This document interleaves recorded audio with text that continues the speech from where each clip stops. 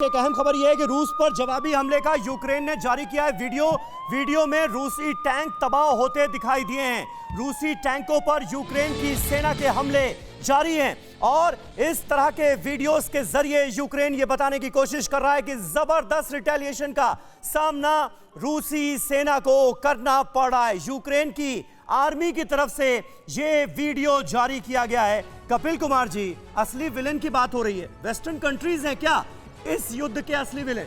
देखिए, मैं आपको एक चीज बता दूं कि वियतनाम और अफगानिस्तान को देखते हुए अमेरिका की जनता ये नहीं चाहती कि उसका एक भी सैनिक ताबूत में वापस अमेरिका आए। ये डर है बाइडेन को कि अगर अमेरिका को उसने सिपाहियों को झोंक दिया और उनके ताबूत वापस आने शुरू हो गए, चाहे 2 हो, चाहे 1 हो, चाहे 5 हो, अमेरिका की जनता बाइडेन के खिलाफ खड़ी हो जाएगी। लेकिन सर, मैं जो तस्वीरें देख रहा हूं यूक्रेन से आ रही हैं, एक तरफ वो तस्वीरें ये बताती हैं कि यूक्रेन बर्बाद हो रहा है, लेकिन एक तस्वीर ये भी है कि राष्ट्रपति जेलेंस्की हर हमले का जवाब देने के लिए सामने आते हैं, बड़े कॉन्फिडेंट खुद को दिखा रहे हैं। क्या सचमुच उनका कॉन्फिडेंस ये बताता है कि यूक्रेन अभी भी ताकतवर है, लड़ने की क्षमता रखता है, या फिर वो सिर्फ एक परसेप्शन बनाने की कोशिश कर रहे हैं कि मैं हार नहीं माना हूं और मैं लड़ता जाऊंगा? देखिए, मैंने पहले भी कहा कि राष्ट्रवाद कोई सीखे तो जेलेंस्की के भाषणों से सीखे, समझिए आप।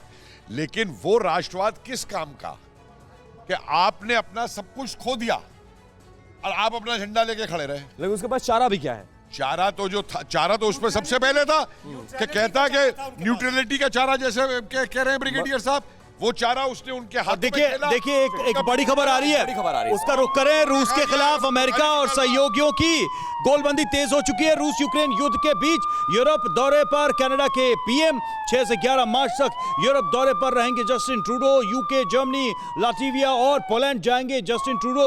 सहयोगी देशों के साथ रूस पर लगाए प्रतिबंधों पर भी करेंगे चर्चा। तो इस वक्त एक बेचैनी जरूर है इन सभी देशों में, चाहे वो नेटो मेंबर्स हों, चाहे वो पश्चिम के देश हों, कि कैसे इस सिचुएशन को हैंडल किया जाए। बिल्कुल रवि, और इस बीच एक और अहम खबर आ रही है। चेरनीहिव में आज सुबह बड़ा धमाका हो गया है। विस्फोट के बाद आसमान में आग का गोला साफ तौर पर नजर आया। चेरनीहिव में इससे पहले भी एक के बाद एक कई अटैक हुए हैं रूस की तरफ से। एक बार फिर चेरनीहिव को निशाना बनाया गया। रूस ने यूक्रेन के कई शहरों पर फिर हमले शुरू कर दिए हैं। कीव के बाहर विशाल रूसी बख्तरबंद सैनिक काफिला कीव पर कभी भी बड़े हमले की आशंका जताई गई है।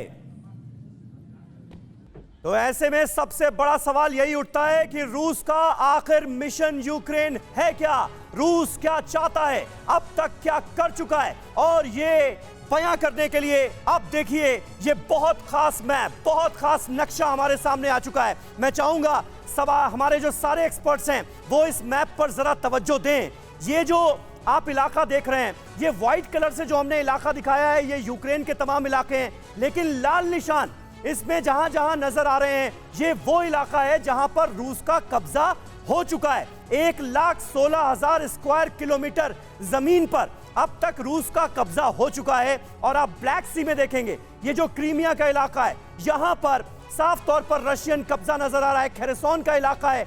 और स्ट्रैटेजी क्या नजर आती है? ये ब्लैक सी में बढ़ता प्रभुत्व। जी अग्रवाल साहब कुछ कहना चाह रहे हैं? ये ब्लैक सी में बढ़ता प्रभुत्व क्या कह रहा है सर? पे एकदम देखिए लाल इलाके, जो ब्लैक सी का इलाका है क्रीमिया के पूरब की तरफ, वो अधिकांश रूप से रशिया के नियंत्रण में आता जा रहा है। जैसे मैरियोपोल की भी घेराबंदी पूरी हो गई है। यह है नंबर 1। नंबर 2, इसका मतलब विश्लेषण यह है कि डॉनबास और क्रीमिया के बीच में रशिया अधिकृत इलाके की लिंकेज, यह है दूसरा मोटा। तीसरा, अगर आप क्रीमिया के पश्चिम में देखें केरसोन का इलाका और पश्चिम में देखें ओडिशा का इलाका, तो आप देख रहे हैं कि क्रीमिया यूक्रेन को ऑलमोस्ट एक लैंड लॉक्ड कंट्री बनाते जा रहा है रशिया। ठीक है सर, और इसी ग्राफिक्स में जो हमें नजर आ रहा है कि लाल जो इलाके नजर आ रहे हैं वो कब्जा कर चुका है रूस, लेकिन उसके बगल में पोर्ट एरिया के वो इलाके भी हैं जो अभी सफेद नजर आ रहे हैं। क्या रूस का अगला टारगेट वो इलाके हैं जो अभी सफेद नजर आ रहे हैं, और रूस क्या अपने मकसद में कामयाब होगा और चारों तरफ से वो यूक्रेन को घेरता हुआ नजर आ रहा है? देखिए, पहली बात, रूस अपने जो वॉर मकसद है उसमें कामयाब हो चुका है। और सर एक चीज और समझ में आ रही है कि क्या पूरे ब्लैक सी को घेरने का, ब्लॉक करने का इरादा है रशिया का? मैं आपको बताता हूं, नाटो का यूक्रेन के बचाव में आके ना लड़ना ही रूस के मकसद को पूरा कर चुका है। उसने दिखा दिया है कि नाटो क्या है। नाटो एक पेपर टाइगर है जो सिर्फ हल्ला मचा सकता है, वो उसने दिखा दिया है। दूसरा, अपने ब्लैक सी के इंटरेस्ट को पूरा प्रोटेक्ट कर रहा है। आप ये नक्शे को देखिए ध्यान से, जहां ऊपर लाल है और नीचे लाल है, उस लाइन को जोड़ दीजिए और ब्लैक सी देख लीजिए नीचे। परली तरफ का हिस्सा लाल नहीं है। अगर रूस चाहता तो इस परली तरफ के हिस्से को भी, यानी लवीव का जो इलाका है उस तरफ से कोई घेराबंदी नहीं है, उस तरफ से कोई घेराबंदी नहीं है। अगर रूस चाहता तो वहां क्या अटैक नहीं कर सकता था। ठीक है, अनुराग जी से भी समझते हैं सर, ये मैप आपके सामने है, जरा ये बताइए जो लाल घेरे वाले इलाके हैं वहां पर रशियन आर्मी का कब्जा हो चुका है। क्या एक स्ट्रैटेजी के तहत ये कुछ इलाके चुने गए कि पहले हम यहाँ कब्जा करेंगे और फिर मेन आएंगे कीव और खार्किव पे? बिल्कुल सही। अगर आप कैलकुलेशन करें तो तकरीबन यूक्रेन की 2 लाख आर्मी है, तो रशिया का एम ये है कि इस 2 लाख आर्मी को डिवाइड करना। तो उन्होंने बड़ी स्ट्रेटेजिक तरीके से 7 या 8 एरिया पे, जो कि बॉर्डर एरिया है, वहाँ पे अपने फ्रंट्स खोले हैं।